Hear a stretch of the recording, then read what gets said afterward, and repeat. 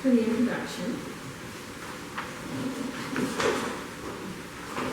So, where are you from? Seems like a straightforward question, right? Standard small talk. But for me, it's a question I've come to dread.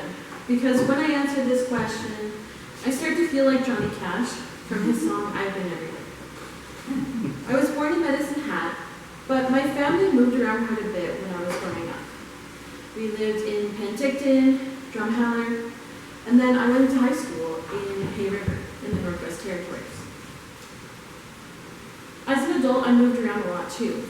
I did my first year of school in Grand Prairie before transferring to Eagle Bay. Then I moved out to Ontario to continue my education. While I was there, I lived in Hamilton, Guelph, back to Hamilton, then in Brantford, back to Guelph, and then I lived in Milton before moving all the way back to Alberta, and now I'm here in Leduc. I may not have been to as many places as Johnny, but I'm getting there. Throughout my moves across Canada, something that has struck me is that we live in such a unique, special country. We're one nation, and yet every province and territory has its own distinct culture. Each time I've moved somewhere new, there's always been an initial culture shock that I've had to contend with, followed by an adaptation period.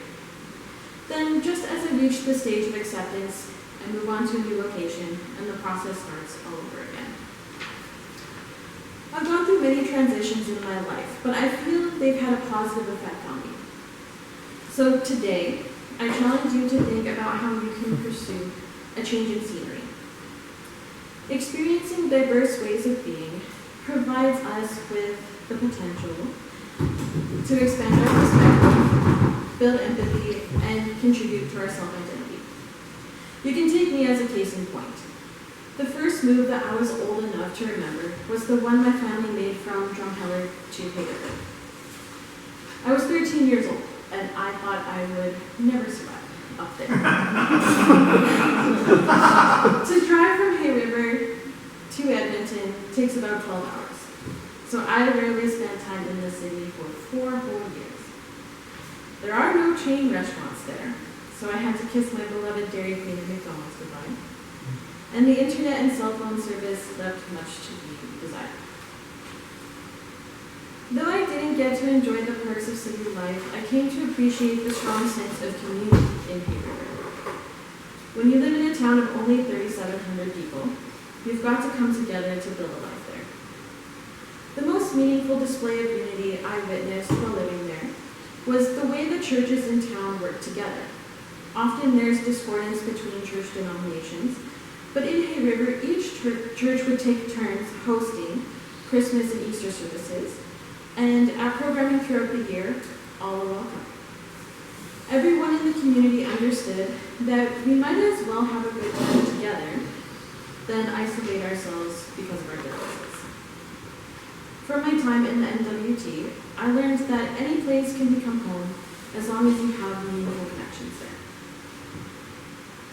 The next major move I made was from Alberta to Ontario for grad school. That was a big change for me too. I had this friend in undergrad who would joke that it's so dry in Alberta that even when it's raining, the humidity is only at 60%. Living near the Great Lakes, it was way more humid than what I'd ever experienced. And I tell you, both the heat and the cold are worse when you're actually living. The mindset of the people living in southern Ontario was also different from me. It's a densely populated area, where those who live there are very much on the go.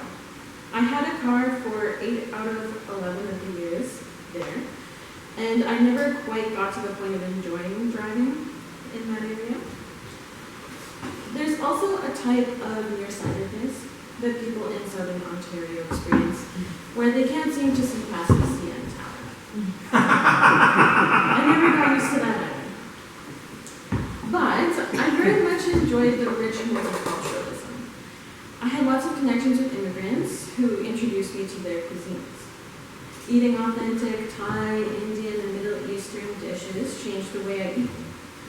The taste of my cooking from before the time I learned how to expand my spice and flavor repertoire does not even compare to what it is now. If you knew how much I love food, you would know how impactful that has been on my life. I even grew to enjoy the humidity, which did wonders for my curly hair, and I didn't have to moisturize nearly as much as I have to do here. Finally, when I moved back to Alberta, I came to appreciate many of the things I missed out on for over a decade. Nothing compares to the feeling of driving down a country road while taking in the fields of blue sky with not a crowd in sight. Albertans are kind and gracious, ready to lend a hand, and proud of their province. I'm happy to do that. While I understand that not everyone wants to move around as much as me or Johnny Cash, I do encourage you to explore our country. Ultimately, you'll end up with deeper insight into yourself and others. What I hope is that there is potential for you to see more of what Canada has to offer, and you will see that we are all Canadians, we're all in this together, so we might as well embrace our differences and have a great time together. Back to you,